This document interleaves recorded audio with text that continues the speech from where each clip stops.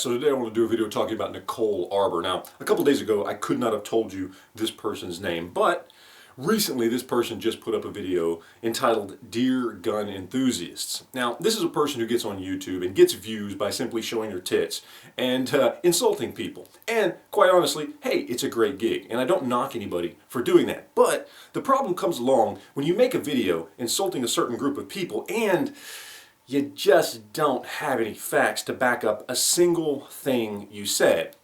You see, what she did was spend about 6 minutes berating gun owners and telling them they don't need to own guns. Yet she managed to leave out any actual factual data to back up anything she's saying. You see, her video wasn't even based on conjecture.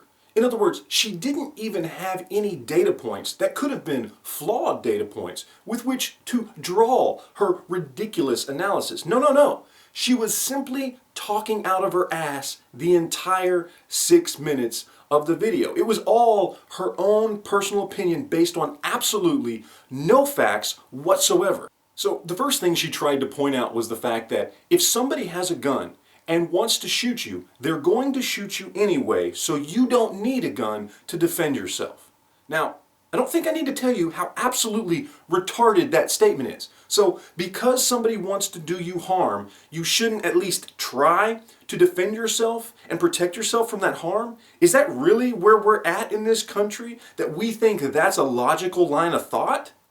And her second point was just as retarded. Basically, the Second Amendment is old, so we don't need it anymore. But wait a minute. So is the First Amendment. You know, the one that you enjoy when you make your videos flapping your gums all the time for 6 minutes about a topic you know absolutely nothing about? Does that mean we should take all your videos down because the First Amendment and the right to free speech is old? And then her next point was insane. She basically said because some people look at guns as big boy toys and they have fun with their guns, in addition to using them as self-defense tools, well, then they obviously don't need them as self-defense tools, and using them for fun must negate the reason for having them as defensive tools in the first place. It's kind of like saying, because you have sex and you have fun having sex and you're not always having sex to have a baby, well, you shouldn't be able to have sex. Yes, Nicole, it's just that retarded. And then probably my favorite argument that she made the entire time, the one that quite honestly makes me laugh the most and simply points out the hypocrisy from anti-gunners all over the country. She said that people are not running around shooting random citizens all the time. Therefore, you don't need a gun for self-defense. But wait, the whole argument of the anti-gun side of this issue is that too many random people are getting shot all the time, so we need to take guns away. So which is it, Nicole? If you're anti-gun, you either believe too many people are getting shot, therefore we need to take guns away, or no random people are getting shot, therefore we don't need guns for self-defense. Think about it, bitch. And one more thing you might want to look into there, Nicole.